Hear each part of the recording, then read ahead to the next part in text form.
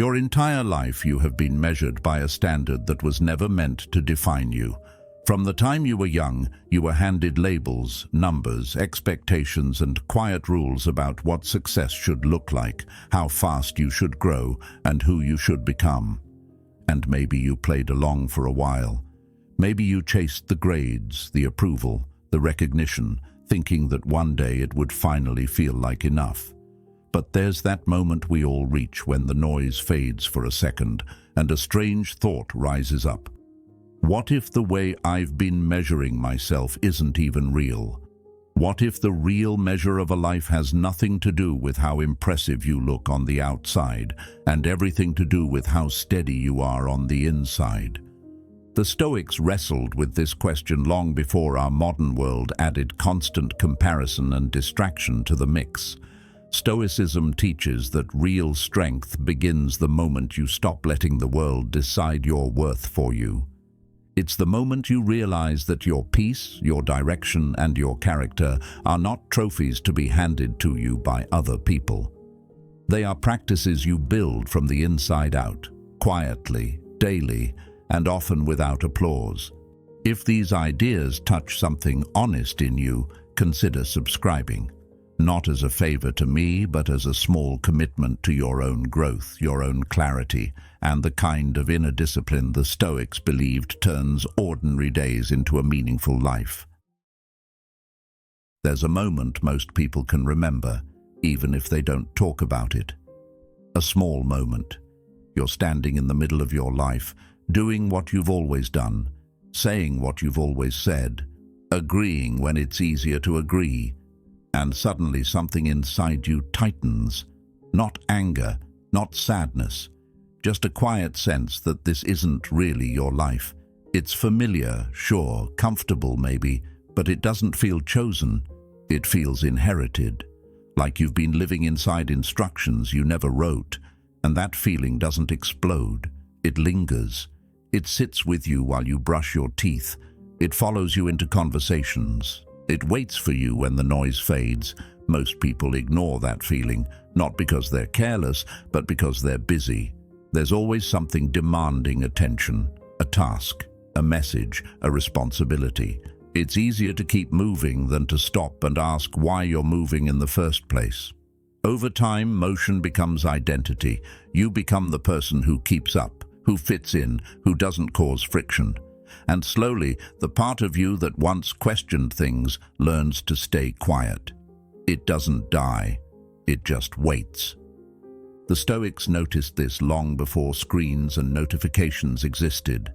Marcus Aurelius wrote about how easily the mind is carried away by noise, by opinion, by habit. He wasn't writing for an audience. He was writing to remind himself. That's important. Even the most disciplined minds drift.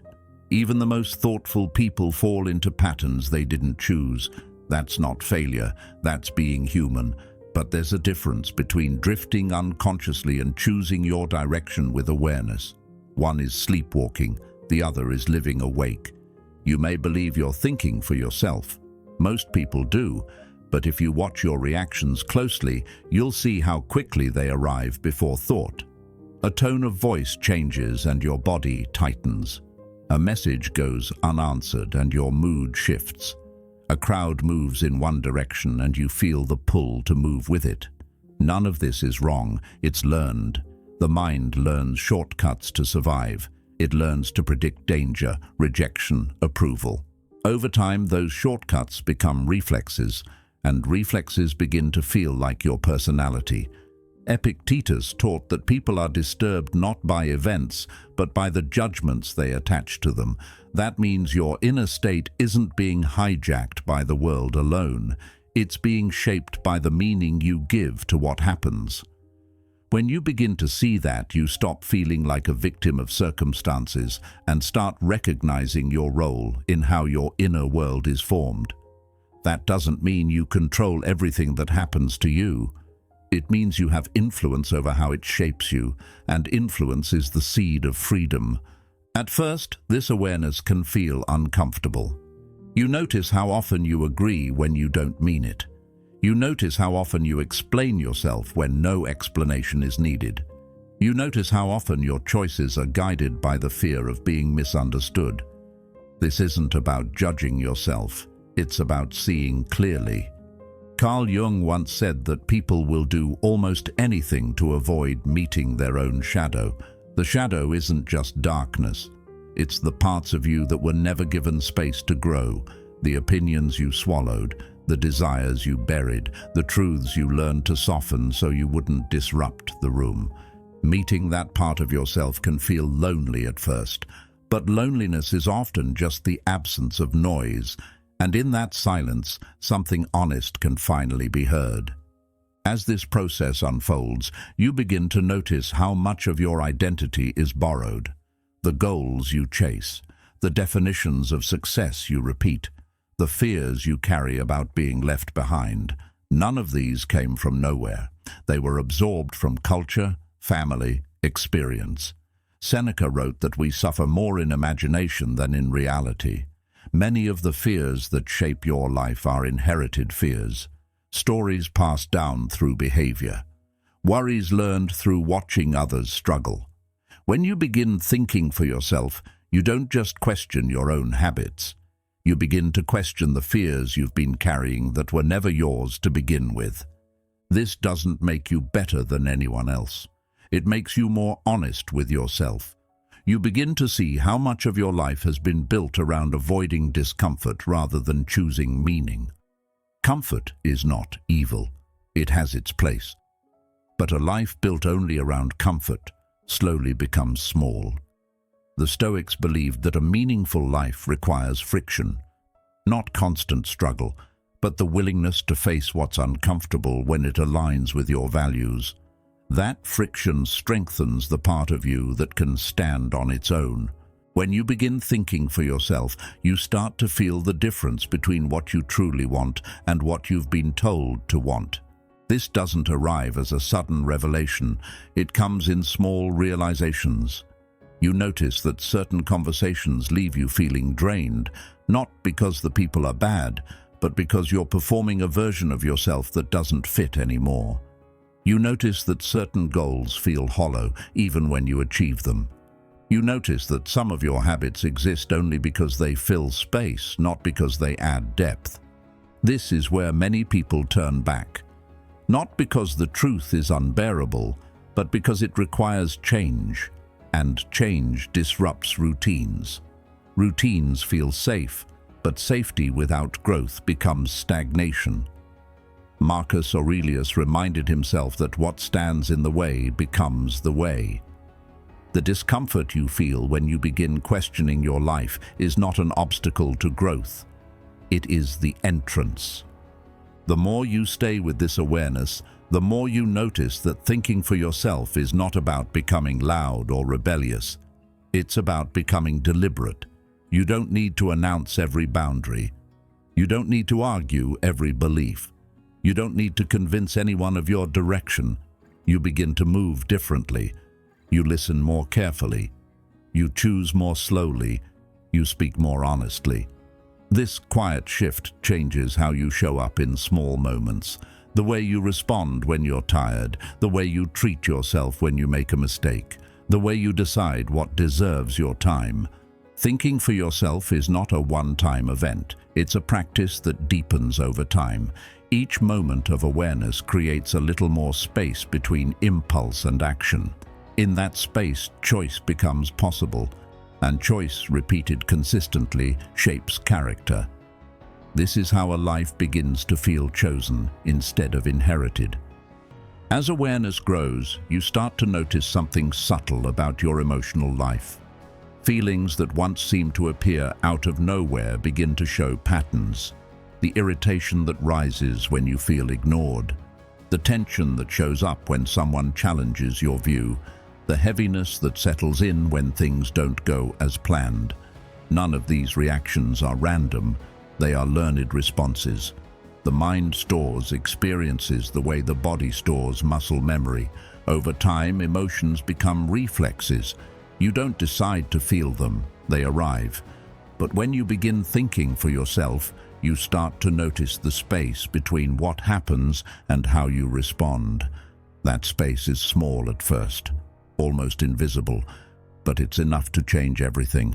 Most people believe emotions control them. They say things like, "That just made me angry," or "I couldn't help how I felt." But the Stoics saw emotions differently.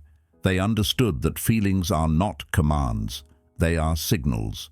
Marcus Aurelius wrote about how impressions rush into the mind, demanding belief. The practice is not to stop impressions from appearing, but to question them before you accept their story. When anger rises, it tells a story about injustice. When fear rises, it tells a story about danger. When shame rises, it tells a story about unworthiness. These stories feel true in the moment because the body reacts before the mind reflects. But stories can be examined, and once examined, they lose some of their power to dictate your behavior.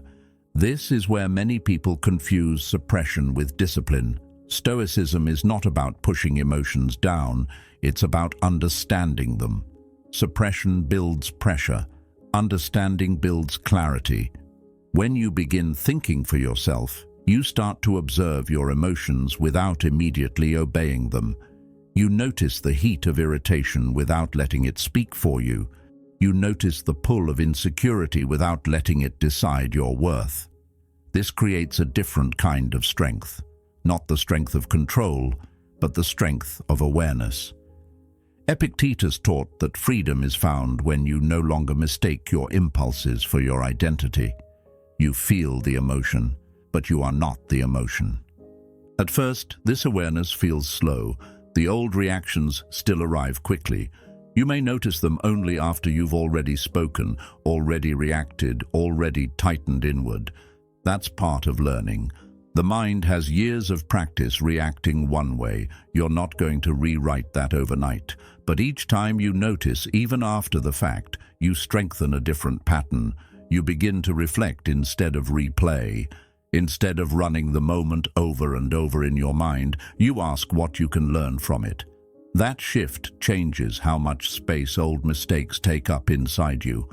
Carl Jung believed that what remains unconscious will shape your life, and you will call it fate. Many people believe their emotional patterns are just who they are. I'm just reactive. I'm just sensitive. I'm just anxious. These labels feel comforting because they explain behavior, but they also quietly lock you into it. When you begin thinking for yourself, you stop treating patterns as identity and start seeing them as habits. Habits can be changed, not through force, but through awareness and repetition. As this practice deepens, you begin to notice how much of your attention is constantly pulled outward. Notifications, opinions, news, conversations. There is nothing wrong with engaging with the world. The problem is when the world becomes the main place your mind lives. Marcus Aurelius wrote that the mind should return to itself often. When your attention is always elsewhere, you lose touch with your inner compass. You start reacting to whatever is loudest instead of choosing based on what matters to you. Thinking for yourself means creating moments of return, small pauses where you check in with your own state before you move forward. These pauses change your relationship with time. You stop rushing through moments just to get to the next thing. You become more present in small actions. The way you walk, the way you listen, the way you speak. This presence isn't mystical, it's practical. When you're present, you notice when you're acting out of fear instead of intention. You notice when you're agreeing to something that doesn't align with your values. You notice when your body is tense and your breath is shallow. These small signals are the language of your inner life. When you ignore them, your life moves without your consent. When you listen to them, your choices become more deliberate. This shift in attention also changes how you consume ideas. You stop collecting opinions just to feel informed. You begin to ask whether the ideas you absorb are shaping your character or just filling your mind. Seneca warned that we often confuse being busy with being alive. The same is true with thinking. You can consume endless information without ever becoming wiser. Thinking for yourself means choosing what you let influence you. It means slowing down your intake so you can deepen your understanding. You begin to prefer fewer ideas lived deeply over many ideas repeated lightly. As your inner life becomes quieter, your relationships start to feel different. You notice when you're speaking to be liked instead of speaking honestly. You notice when you're staying silent to avoid tension instead of staying silent because it's wise. You begin to see the difference between peace and avoidance. Peace comes from alignment. Avoidance comes from fear. Stoicism teaches that courage isn't loud. It's consistent. It shows up in small moments when you choose honesty over comfort. Not harsh honesty, calm honesty. The kind that doesn't attack but doesn't abandon itself either. This way of living changes how you experience respect. You stop demanding it. You stop chasing it. You begin to embody it. When your actions align with your values, respect becomes something you offer yourself first. Marcus Aurelius reminded himself that self-respect comes from living in a way you don't have to hide from yourself. When you stop betraying your own standards to fit into spaces that don't honor them, your presence becomes steadier. You don't need to prove your worth. You move with it quietly. Over time, this steadiness affects how you handle uncertainty. Life still brings surprises. Plans still change. People still disappoint.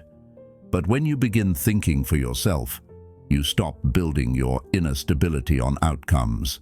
You anchor it in character. Epictetus taught that while we cannot control external events, we can always choose our response. This doesn't make you indifferent to life. It makes you resilient within it. You begin to see challenges not as personal attacks, but as situations that reveal where your inner work still needs attention. This doesn't mean you become perfect. You will still lose patience. You will still react in ways you later question. The difference is that now you don't turn those moments into stories about your worth. You treat them as feedback. You learn, you adjust, you continue. Carl Jung spoke about the importance of becoming whole rather than perfect. Thinking for yourself moves you toward wholeness because you stop pretending to be unaffected by what you feel. You acknowledge it, you understand it, and then you choose how to move forward with more care. As this practice becomes part of your life, you notice a deeper shift. Your sense of direction becomes quieter but clearer. You stop measuring your progress by how impressive it looks to others. You start measuring it by how aligned it feels to you. This doesn't isolate you from the world, it roots you within yourself. You engage with people without losing your center. You take in ideas without being owned by them. You face challenges without collapsing into them. Thinking for yourself changes your relationship with influence. You stop being easily swayed by strong personalities, loud opinions, or emotional pressure. You listen, you consider, and then you decide. This doesn't make you stubborn. It makes you grounded. The Stoics believed that a person anchored in their principles is difficult to manipulate, not because they resist others, but because they are not desperate for approval. When you don't need to be agreed with to feel whole, you can hear different views without losing yourself in them. This is how inner freedom grows, not through dramatic declarations, but through daily practice. You return to yourself. You observe your reactions. You choose your responses. Over time, these small acts of awareness reshape how you move through the world. You become less reactive, more intentional, less driven by fear, more guided by values. And as this inner shift continues, something else begins to change quietly in your life. The way you relate to approval starts to loosen. The way you seek validation begins to soften. The need to perform starts to fade. What remains is a steadier sense of self that doesn't rise and fall with every reaction around you. That steadiness becomes the ground you stand on as your life continues to unfold. As this steadiness grows, you begin to notice how much of your earlier life was shaped by the need to be seen in a certain way. Not just liked, but understood. Not just respected, but approved of. There is nothing wrong with wanting connection. The quiet problem begins when your sense of self starts depending on how others respond to you. You start adjusting your tone, softening your truth, delaying your decisions until they feel socially safe. Over time, this creates a subtle inner split. The part of you that knows what feels right stays quiet, while the part that wants to fit in becomes louder. Thinking for yourself slowly heals that split. Not by making you rigid, but by making you honest with yourself about where you've been bending too far. You start to feel the difference between compromise and self-erasure. Compromise is flexible without being hollow. Self-erasure leaves you tired in a way rest doesn't fix. It feels like a quiet drain on your energy. When you think for yourself, you become sensitive to this drain. You notice when you leave a conversation feeling smaller. You notice when you agree to things that don't align with your values. These moments don't feel dramatic, but they add up. Seneca wrote that no one loses their life all at once. We lose it in small pieces. The same is true with self-respect. It isn't taken from you in one moment. It fades when you repeatedly choose comfort over alignment. This awareness changes how you show up in conversations. You stop rehearsing what you're going to say just to sound impressive. You listen more fully because you're no longer performing your role. Your words become fewer, but they carry more weight. You don't rush to fill silence. You don't rush to defend every opinion. This doesn't make you distant. It makes you present. People can feel the difference between someone who is speaking to be seen and someone who is speaking from clarity.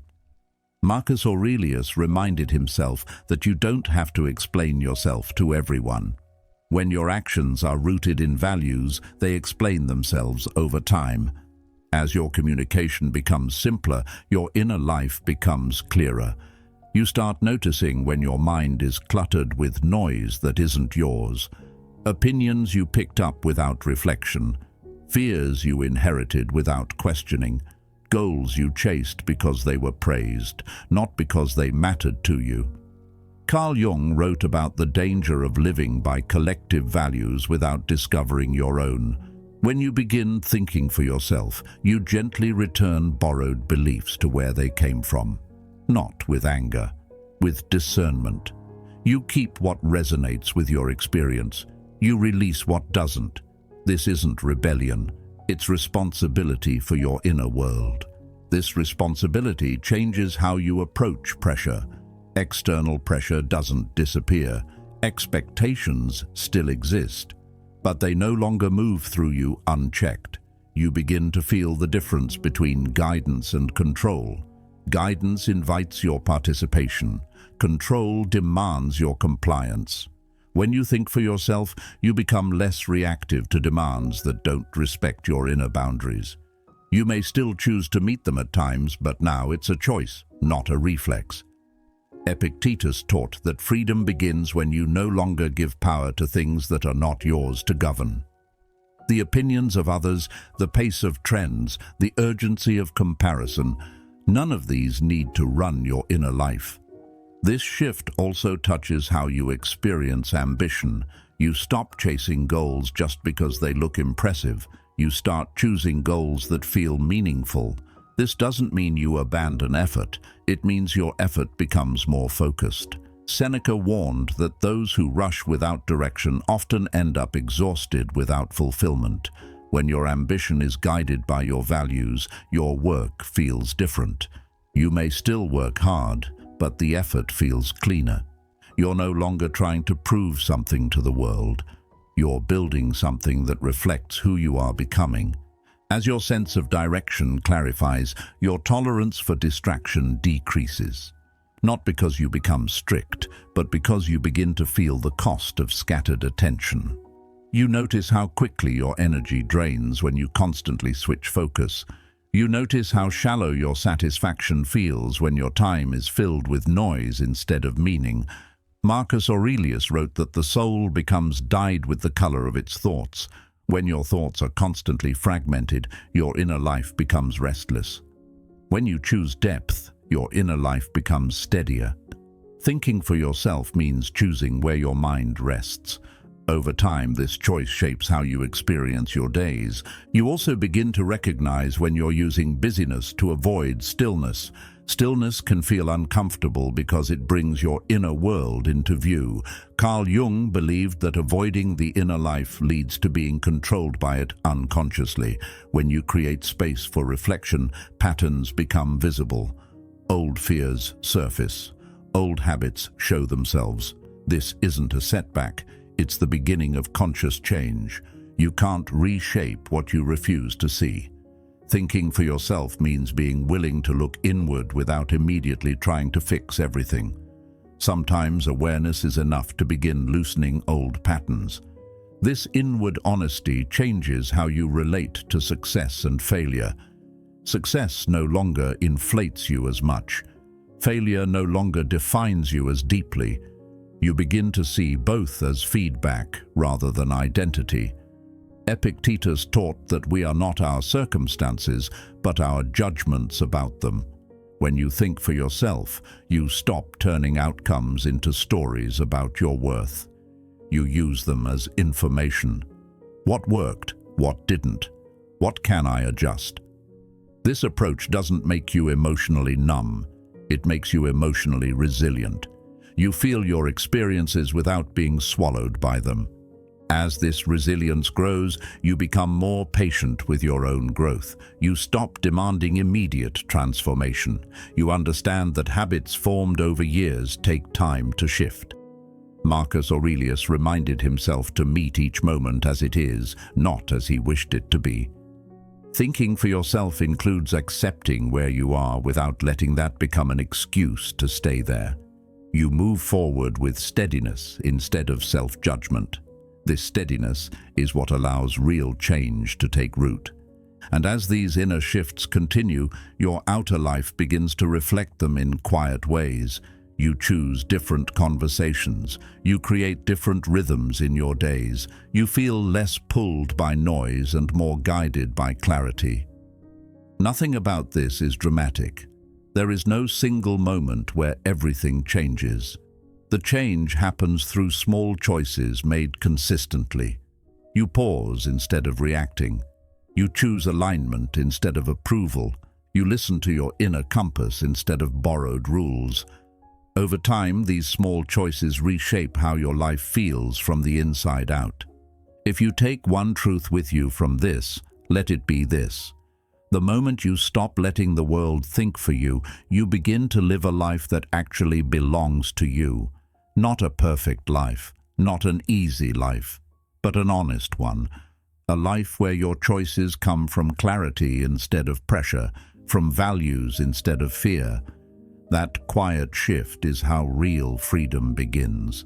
If this spoke to something in you, don't let it end here. Watch one of the suggested videos on your screen and keep strengthening the part of you that chooses with intention. Thank you for being a part of Mind.